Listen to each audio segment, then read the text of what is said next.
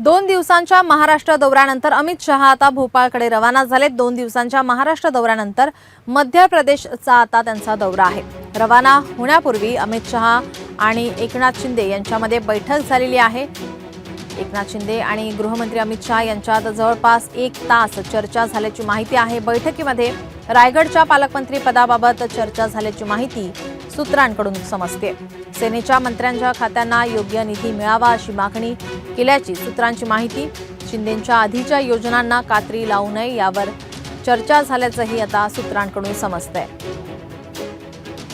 आपले प्रतिनिधी उमेश करंजकर आपल्यासोबत जोडलेले आहेत। उमेश, आपण पाहतोय अमित शहा यांचा 2 दिवसाचा हा महत्त्वाचा दौरा, आगामी निवडणुकीच्या पार्श्वभूमीवर दौरा महत्त्वाचा मानला जातोय। त्याचबरोबर आपण पाहतोय रायगड आणि नाशिक या ठिकाणी पालकमंत्री पदाचा तिढा सुद्धा अमित शहा यांच्या दौऱ्यादरम्यान सुटण्याची शक्यता वर्तवण्यात येत होती। तर काय अधिकची माहिती? शिंदेंनी त्यांची भेट घेतली आहे, चर्चा झाली त्यांच्यामध्ये तासभर। जवळपास 1 तास या दोन्ही महत्त्वाच्या नेत्यांमध्ये चर्चा झाली। खास करून जर आपण पाहिलं की पालकमंत्री पदाचा तिढा या भेटीतून किंवा या 2 दिवसाच्या दौऱ्यातून अमित शहा यांच्या सुटेल का, याचा हा प्रश्न सातत्याने विचारला जात होता। आज जी बैठक झाली एकनाथ शिंदे आणि अमित शहा यांच्यामध्ये रायगडच्या पालकमंत्री पदाबाबत चर्चा झाली आणि नाशिकच्या पालकमंत्री पदाबाबत चर्चा झाली। रायगडचं पालकमंत्रीपद आपल्याला मिळावं यासाठी शिवसेना खास करून आग्रही आहे।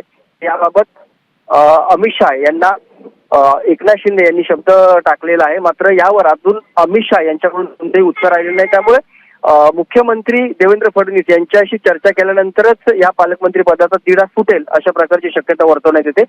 मात्र सध्या तरी आपण पाहतोय की या पालकमंत्रीच्या पदाबाबत एकनाथ शिंदे आणि अमित शहा यांच्यामध्ये चर्चा झाली। यासोबतच गेल्या काही दिवसापासून सातत्याने एकनाथ शिंदे यांच्या मंत्र्यांना जो निधी मिळत नव्हता याबाबत चर्चा किंवा याबाबत राजकीय चर्चा होत होत्या। या चर्चांनाही कुठेतरी पूर्णविराम लावण्याचं काम या बैठकीतून झालेलं आहे। आपल्या जे मंत्री आहेत त्यांनी मिळावा, खास करून अजित पवार जे आपले अर्थ मंत्री देखील आहेत, त्यांनी हा निधी मंत्र्यांनी मागितल्यानंतर देण्यात यावा। निधी देण्यासाठी कोणताही विलंब लावू नये अशा प्रकारची मागणी जी आहे ती करण्यात आली। मात्र अजित पवार हे सातत्याने म्हणत आहेत की राज्याला एक आर्थिक शिस्त असायला पाहिजे आणि त्यानुसारच त्या निधी जे ते देत असतात। त्यामुळे निधी देण्यासाठी कुठेतरी विलंब होतो आणि म्हणूनच काहीशी नाराजी जी आहे ती एकनाथ शिंदे यांच्या पक्षामध्ये असलेली पाहायला मिळते।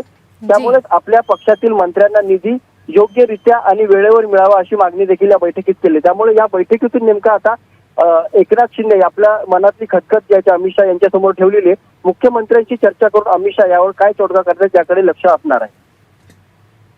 जी, धन्यवाद उमेश, आपण दिलेल्या सविस्तर माहितीसाठी। लोकशाही मराठी ऐका, पहा, जागरूक रहा।